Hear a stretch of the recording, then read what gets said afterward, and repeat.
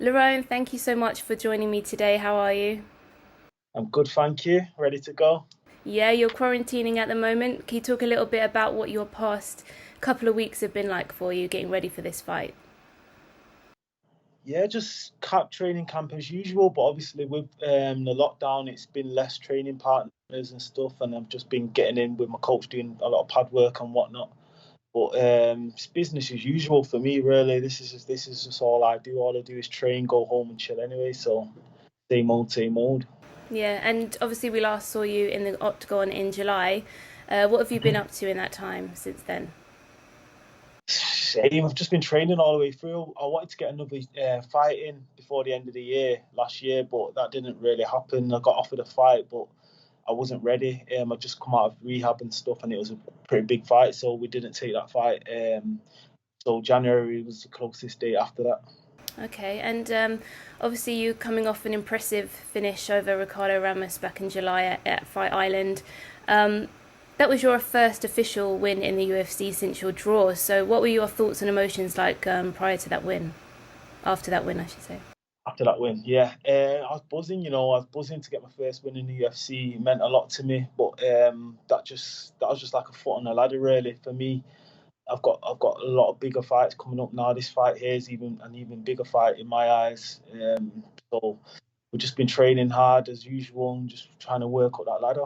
Yeah, and Dana White before that fight, put you on his if you don't know, now you know, and then you got the win bonus that night as well. So it must have been great to get that kind of attention and recognition.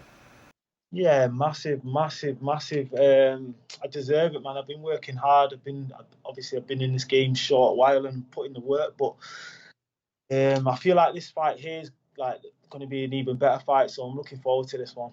Yeah, and you're taking on Douglas Silva de Andrade, who he was a former bantamweight, and obviously he made his featherweight debut last time against Henan Barrow. So, what are your thoughts on this matchup? What do you think of him as an opponent? He actually fought at featherweight a lot of times before the UFC, and he made his UFC debut was against the bearer Tukhugov at featherweight, who I thought Ah, he got big yes. points. So he looks big, he looks strong, he's quite short, but he looks stocky. He's very very experienced. He's a good fighter. He's beat some good guys. He's fought the top guys in the division. He was ranked at bantamweight as well, so he brings a good skill set. It's definitely a tough fight, but I believe right now I'm feeling very good. So I feel like I should get the win. Yeah, do you see when you obviously look at his game, do you see any areas that you think you'll have the advantage? Yeah, I just think he loads up a bit.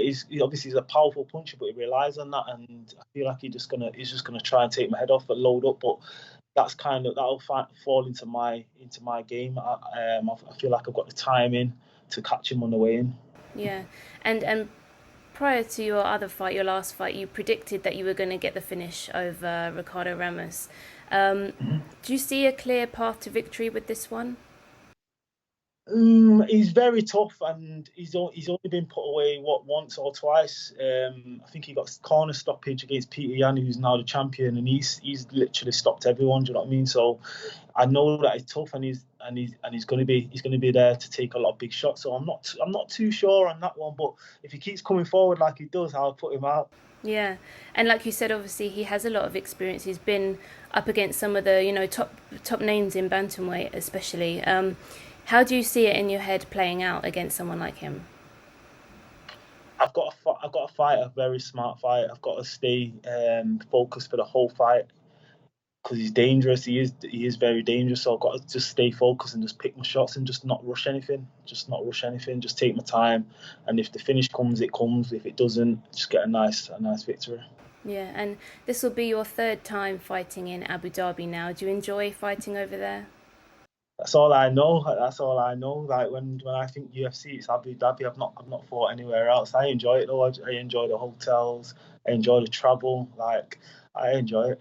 Yeah, and obviously we're in 2021, your first fight of the year. What are your Mm. aims or your aspirations for this year? For this year, I want to be more active. Last year, I only had one fight. 2019, I only had one fight in the UFC. I had two fights in total. I want to be more active. I want at least three fights minimum possibly 4 if I can.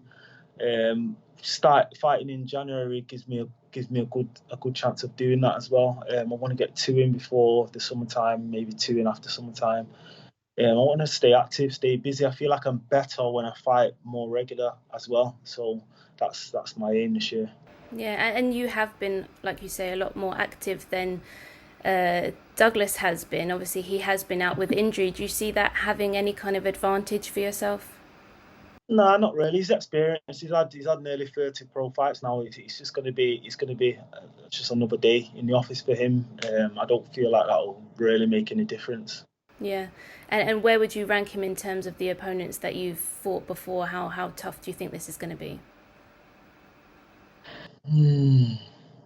Zubero was probably the best I fought. Zubero beat him on points, but I feel like he's up there top 3 easily, probably top 2 even. Yeah, it'll be a good fight. It'll be a tough fight.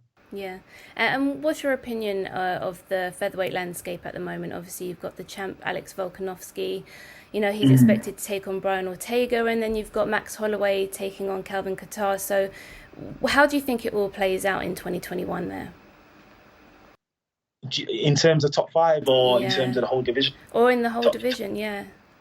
Whole division's crazy at the minute. Like the talent level, even outside of the top 15, it's next level. I feel like we've probably got the strongest division. Like if you're talking top 30 fighters, anyway, easily. But in the top 5, I feel like Kattar Holloway is a very good, very very good matchup.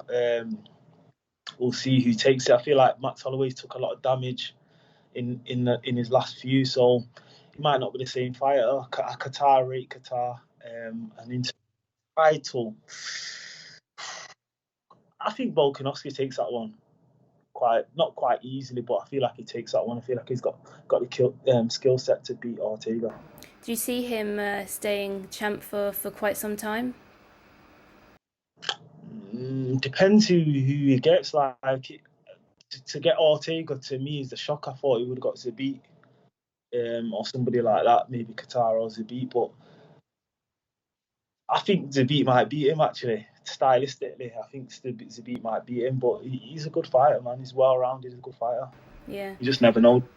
Yep, never know. And are there any kind of dream matchups in featherweight that anyone you've had your eye on, or someone that you would love to fight maybe in the near future? Do you know what? I don't really look at it like that. Like to me, it's just a ladder, and whoever I fight. I'm trying to get up that ladder, trying to get towards the title, and trying to earn some money and whatnot. And so me, I'm not really looking at people like that. But I would probably like to fight like a legend of the sport.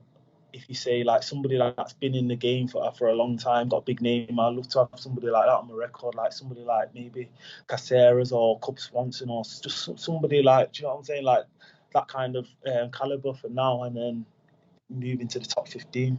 Yeah, definitely. Well, thank you so much for talking to me today. I look forward to seeing you back in the octagon on Fight Island. Yeah, thank you.